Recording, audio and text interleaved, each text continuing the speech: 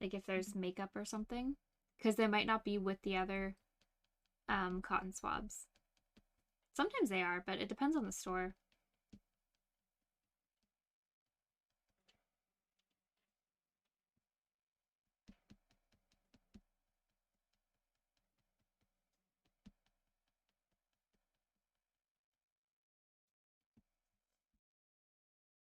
Thought they were always the same. Sometimes you can find some fun ones. Like these are the ones I normally get, like the dual-sided ones. But some I have seen ones that are like more. There was one that was like a square on one end, and I can't remember what the other end was, but I think it was like a. It almost looked like it was super super small. It was like a miniature Q-tip, so it almost looked like it had a dotting tool. You know those like dotting tools for your nails?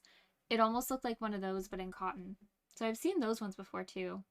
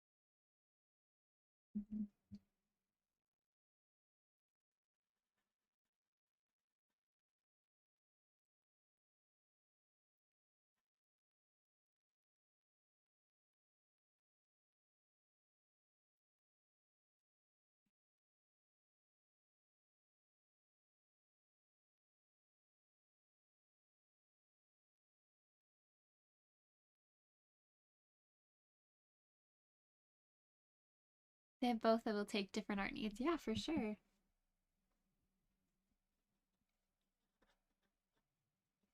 It's always interesting to find things that are meant for something else that also work for art.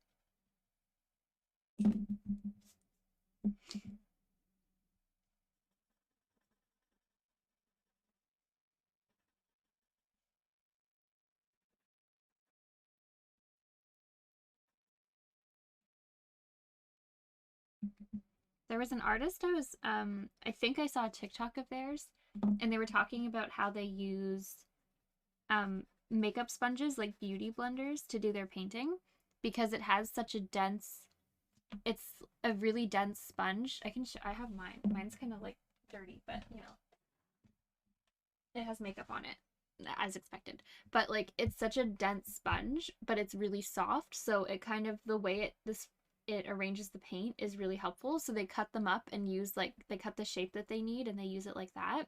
But it's such a soft, dense surface that it puts the paint on really, really smooth. So they use this instead of brushes for their acrylic paintings. It was very interesting.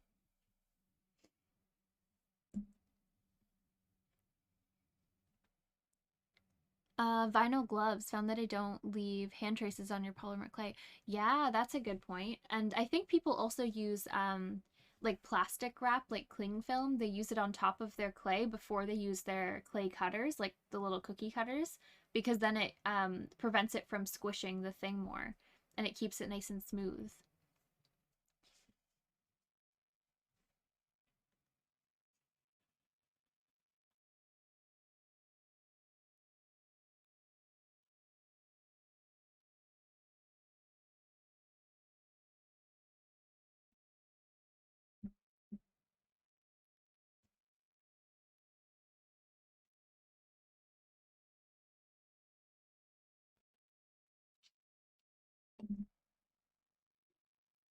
But yeah, I think that's why it's really cool that we have social media now as artists because before you learn what the person you're learning from, you learn what they know and then what you discover along the way. But you're basically limited to that. Whereas now you can kind of like, how do I do this? And you can see these tips and tricks you would have never thought of yourself. Um, I think it's really cool. It's just it's easier to learn art skills now because it's available to everyone who has internet access,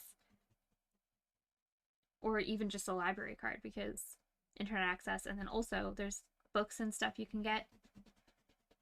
You can borrow from the library that give you lots of information like that too.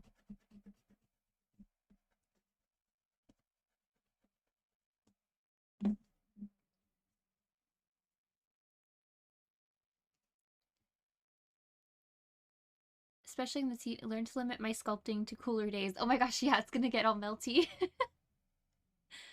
Yeah, the plastic wrap one, yeah. Yeah, if you're painting over it, it's not as big of a deal. But if you're doing like if you're using colored clay where it's gonna matter and you're trying to use that as the final finish, it's easy to get it too squished if you're like cutting things out with the cookie cutters. So a lot of people use plastic wrap on top of it. Yeah, and how all the artists can inspire you, exactly. The only problem with it is now all the artists can not only inspire you, but the problem is that it can be intimidating. We were talking about this yesterday, the whole comparison is the thief of joy